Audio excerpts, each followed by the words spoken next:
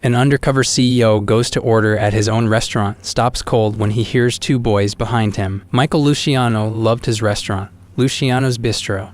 It was the crown jewel of his career, a place where flavors told stories, and every meal felt like an event. But lately, something about it didn't feel right. The reviews online were glowing, the sales were steady, and the staff seemed content. Yet Michael couldn't shake the nagging feeling that he was out of touch with the heart of his business. So he decided to do what he always did when he felt disconnected. Go undercover, not as a waiter or a cook this time, but as a regular customer. Wearing a simple hoodie, jeans, and a baseball cap pulled low over his face, he walked through the doors of his own restaurant one rainy Tuesday evening. The staff barely glanced at him, just another customer in the dinner rush. He slid into a booth near the back, his eyes scanning the room. The restaurant was bustling. Servers darted between tables with plates of steaming pasta and trays of drinks. Couples leaned in close over candlelit tables, while families laughed and shared bites of dessert. Michael smiled. Luciano's Bistro was alive and thriving. A cheerful waitress approached his table, her smile practiced but warm. "Good evening.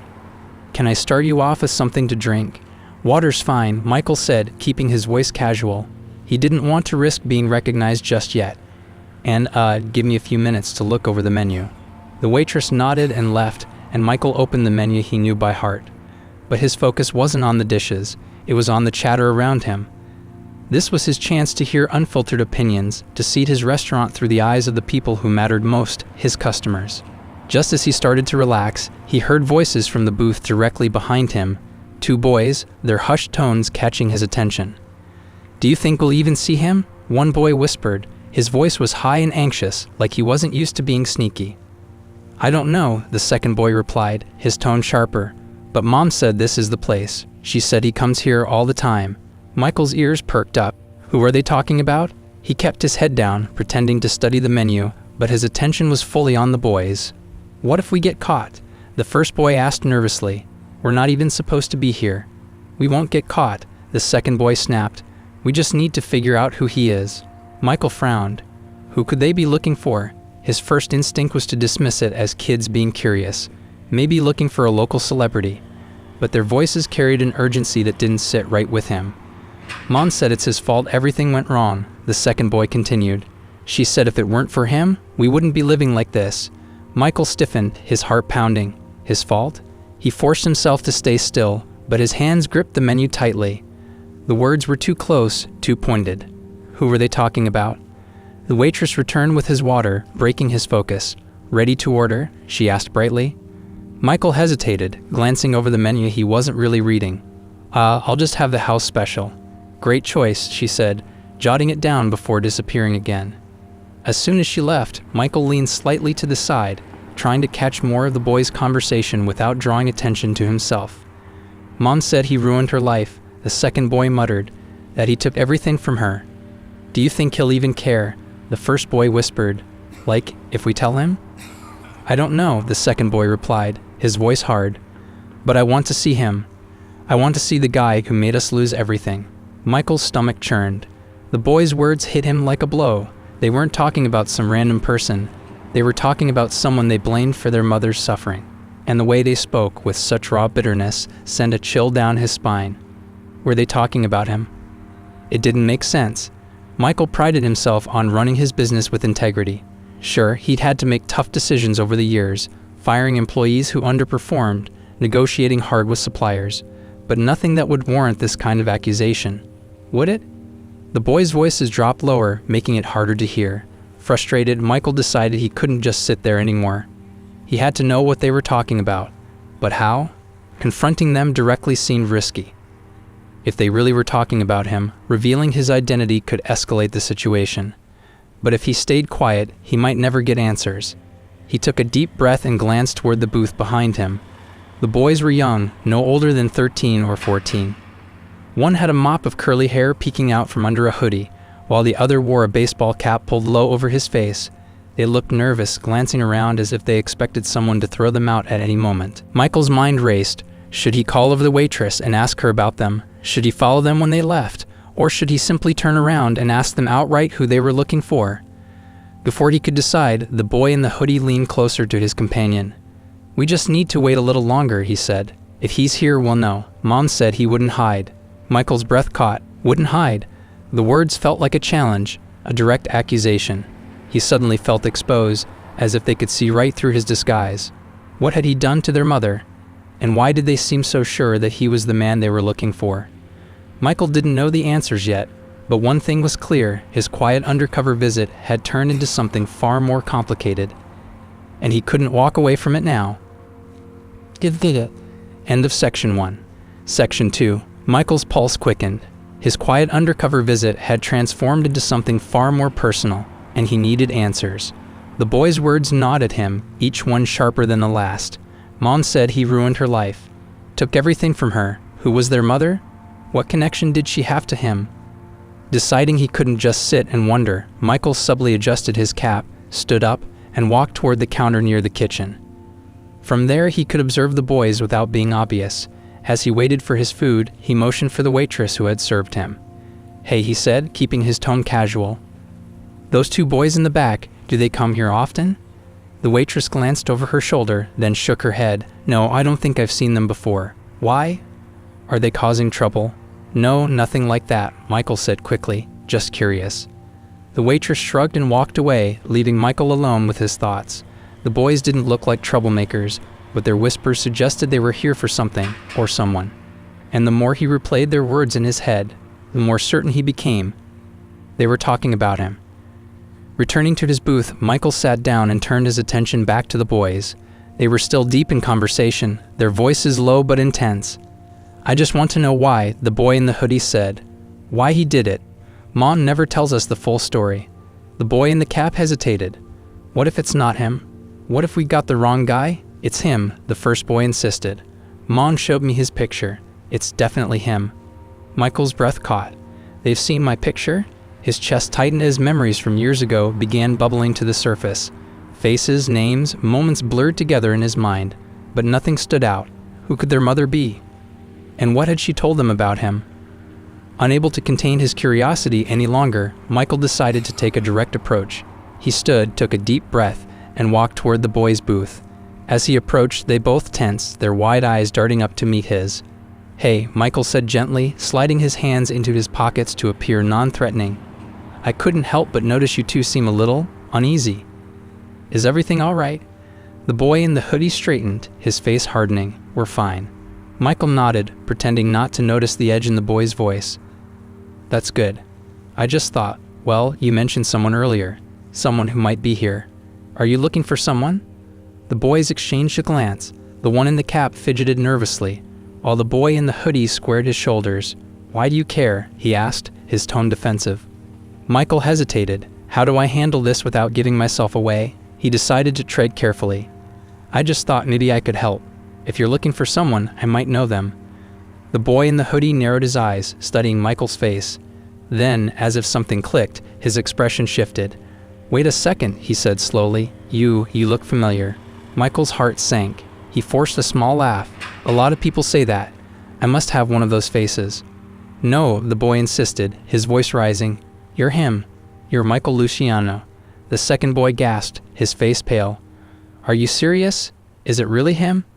Michael felt as though the floor had dropped out from under him. There was no use denying it now. "Yes," he admitted quietly. "I'm Michael Luciano. But how do you know who I am?" The boy in the hoodie glared at him, his green eyes blazing with anger. "Because of what you did to our mom." Michael blinked, taken aback. "Your mom? I'm sorry, but I don't even know Woe." "Yes, you do." The boy snapped, cutting him off. "Angela Carter, remember her?" The name hit Michael like a thunderclap. Angela Carter. His mind raced back to years ago, a talented young woman who had worked for him as a sous chef. She had been full of passion and ideas, eager to make her mark in the culinary world, but then one day she had quit abruptly, leaving no explanation. He hadn't thought about her in years. "Angela Carter," he said slowly, the name feeling heavy on his tongue. "She worked here, didn't she?" The boy's jaw tightened. "She didn't just work here. She gave everything to this place. She helped you build it. And what did you do? You stole from her. You took her recipes and claimed them as your own. You made sure she couldn't get hired anywhere else. She told us everything." Michael stared at the boys, his mind reeling. "That's not true," he said, his voice trembling. "I never. Why would she think that?" Because it's the truth, the boy shot back. You ruined her life. You ruined our lives. The second boy, quieter and more hesitant, finally spoke up. She said you were jealous of her, that you couldn't handle someone else getting the spotlight. Michael felt as though he'd been punched in the gut. He searched his memory, trying to piece together what had happened all those years ago. Had he made mistakes? Had he been so focused on building his dream that he hadn't noticed someone else's falling apart? I need to talk to your mom, Michael said finally, his voice firm but calm. If what she told you is true, I need to hear it from her. Please. Will you let me talk to her? The boys exchanged a wary glance. Finally, the one in the hoodie said, she's not here right now, but if you really want to know the truth, you'll have to come see us. Michael nodded, his heart heavy. Then I will. That is Section 2. Section 3. The rain had turned into a steady drizzle by the time Michael arrived at the modest apartment complex the boys had directed him to. The building was old, with peeling paint and cracked sidewalks, a stark contrast to the upscale life he'd grown accustomed to. As he stood under the dim porch light, Michael couldn't help but feel a pang of guilt. If what the boys had said was true, if Angela Carter's life had spiraled because of him, then he owed her more than just an apology. He owed her an explanation. The door creaked open, and Jacob, the older boy, stood there, his expression guarded. You came, he said, his voice laced with a mix of surprise and distrust. Michael nodded. I need to understand what happened. Where's your mom? Jacob hesitated, then stepped aside. She's in the living room. Michael stepped inside, his heart pounding. The apartment was small but tidy, filled with signs of a life lived modestly but with care. Family photos lined the walls, and the smell of something faintly floral lingered in the air. Michael's eyes landed on the woman sitting on the couch, her face partially obscured by the glow of the TV. Angela Carter. Her once vivid auburn hair was streaked with gray, and there was a tiredness in her eyes that hadn't been there all those years ago. But she was still unmistakably Angela, the ambitious, determined woman who had once been a rising star in his kitchen. Angela, Michael said softly. She looked up, her expression flickering between shock and resentment. Michael Luciano, she said, her tone cold. I can't say I expected to see you here. Michael stepped closer, his voice earnest. Angela, I didn't know it was you. The boys told me what you said, about what happened. I need to know. Did I really hurt you that badly? Angela's eyes narrowed, and she set the remote control aside. You don't remember, do you? She asked bitterly. Of course you don't. People like you never do. Angela, I'm not here to argue, Michael said, his voice breaking slightly. I honestly don't remember doing anything that could have destroyed your life. Please tell me what happened. Angela leaned back, crossing her arms over her chest. You want the short version? Fine, you took credit for my work. All those dishes that made your restaurant famous, most of them were mine. I trusted you, Michael. I thought you were mentoring me, helping me grow, but you were just using me. Michael's brow furrowed. Angela, that's not how I remember it. You were part of the team, an important part. But I never claimed your work as my own. No? Angela shot back, her voice rising. Then why did every article about Luciano's Bistro mention your name and only your name? Why did you ignore my contributions? And when I finally confronted you, what did you do? You blacklisted me. No one would hire me after I left. Michael's stomach churned. Blacklisted? Angela, I didn't.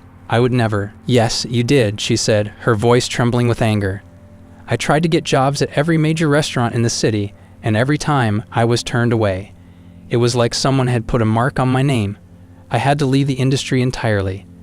And now I'm here, barely getting by, working a job that doesn't even come close to what I was capable of, all because of you. Michael's heart sank. He hadn't been aware of any blacklisting, but that didn't mean it hadn't happened. He thought back to his early days running the restaurant, days filled with pressure, mistakes, and yes, moments of selfish ambition. Could he have unintentionally crushed Angela's career in his quest to succeed? I didn't know, Michael said quietly. Angela, I swear to you, if I had known, if I had realized how my actions were affecting you, I would have done something. Angela laughed bitterly. It's too late for that, Michael. The damage is done.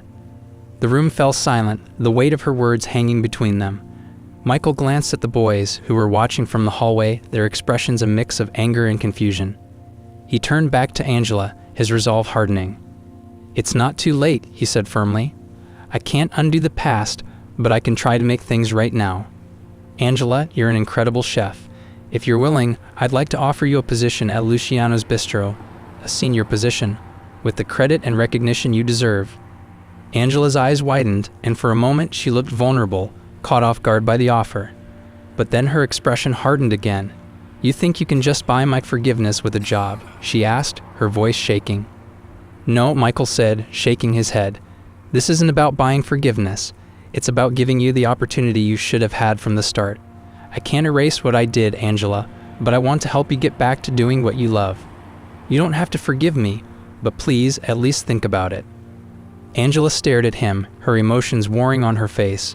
Finally, she exhaled deeply, her shoulders slumping. "I don't know, Michael. I don't know if I can trust you." "You don't have to decide right now," Michael said. "Take your time. But whatever you decide, I want you to know I'm sorry. Truly." For the first time, Angela's expression softened, if only slightly. "I'll think about it," she said quietly. Michael nodded, feeling a small flicker of hope. As he turned to leave, Jacob's voice stopped him. "Hey," the boy said, his tone less hostile than before. "Do you really mean it? About helping her?" Michael turned back, meeting Jacob's gaze. "I do," he said sincerely. "Your mom deserves that much, and more." Jacob studied him for a moment, then gave a small nod. "Okay, we'll see." As Michael stepped out into the rain, he felt a strange mix of emotions: guilt, relief, and a renewed sense of purpose. The road to redemption wouldn't be easy, but he was determined to walk it. The following days were a blur of emotions for Michael. The encounter with Angela and her boys had shaken him deeply. It wasn't just guilt, it was a sense of responsibility. He had built his success on the foundation of others' hard work, and while he had never intentionally sought to hurt anyone, his blind ambition had clearly left casualties in its wake. Now he was determined to fix it. Michael sat in his office at Luciano's Bistro, staring at the notes he had scribbled after his meeting with Angela. He couldn't change the past, but he could take steps to acknowledge it and create a better future, for her sons, and for himself. His first call was to an old industry contact. "David," he began, leaning back in his chair. "I need your help. Do you remember Angela Carter?" "Angela?" David's voice was surprised. "Yeah, of course. She was one of the most promising chefs I've ever seen. What happened to her?" Michael hesitated. I made mistakes, and she paid the price. I need to make it right." David listened quietly as Michael explained the situation. "Well," David said finally, "if you're serious about this, I think the first step is getting her story out there. The industry needs to know what she's capable of." Michael nodded. "That's exactly what I was thinking. Thanks, David." Hanging up the phone, Michael set a plan in motion. He reached out to food critics, local media, and industry leaders, sharing Angela's contributions to Luciano's Bistro and highlighting her skills. At the same time, he worked on creating a new position for her at the restaurant, a co-head chef role with full creative control. A week later, Angela stepped into Luciano's Bistro for the first time in years. She was greeted not with fanfare but with quiet respect. The staff, many of whom had never met her, had heard her story from Michael. They looked at her with admiration, sensing the significance of her return. Michael met her at the door, his expression earnest. "Thank you for coming," he said. Angela nodded stiffly. "I almost didn't, but Jacob and Ethan, they convinced me to hear you out." Michael smiled. "Your boys are smart. You raised them well." Angela's expression softened slightly. "They're good kids, and they want me to be happy, even if I'm not sure I can trust you yet." "I understand," Michael said, "and I don't expect your trust right away, but I hope you'll give me the chance to prove that I'm serious about this." Angela followed him into the kitchen, where he laid out his proposal: the co-head chef role, full creative freedom, and a public acknowledgement of her contributions to Luciano's Bistro. He even showed her a draft of a press release he planned to send to local media. Angela read it carefully, her face unreadable. When she finally looked up, her eyes glistened with unshed tears. "I never thought I'd hear you say any of this," she admitted. "It's a lot to take in." "I know," Michael said. "Take all the time you need to decide. But no matter what, I want you to know how much I regret the way things turned out." Angela was silent for a long moment. Then she surprised him by extending her hand. "Let's see if we can make this work." Michael shook her hand, a wave of relief washing over him. "I won't let you down." Angela's return to Luciano's Bistro wasn't without its challenges. Rebuilding trust took time, and old wounds didn't heal overnight. But as the weeks passed, the tension between her and Michael began to ease. Together, they created new dishes, blending her bold ideas with his refined techniques.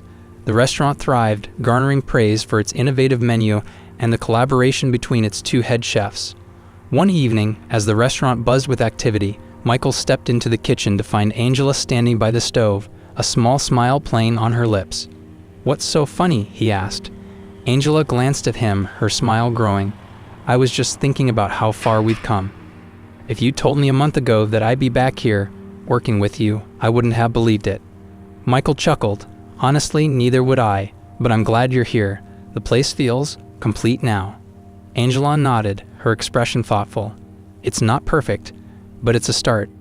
As the weeks turned into months, Michael began to see the restaurant in a new light. It wasn't just a business, it was a community, a place where people came together to create something greater than themselves. And Angela's return had reminded him of the importance of recognizing and valuing the contributions of everyone who helped build that community. Jacob and Ethan became regular visitors at the restaurant, their initial distrust slowly giving way to curiosity and pride. They watched their mother thrive in her element, her confidence returning with every dish she created. One evening, as the boys sat at a table near the kitchen, Michael approached them with a smile. "You know," he said, "your mom is one of the best chefs I've ever worked with. You should be proud of her." Jacob looked at him, his expression serious. "We are," he said. Then, after a pause, he added, "And I guess we were wrong about you, a little." Michael laughed, ruffling Jacob's hair. "I'll take it." For the first time in years, Michael felt a sense of peace. He knew he couldn't erase the mistakes of the past, but he also knew that redemption wasn't about perfection. It was about trying, learning, and growing. And as he watched Angela and her sons laughing together in the restaurant that had once been the source of so much pain, Michael realized that the journey was just beginning.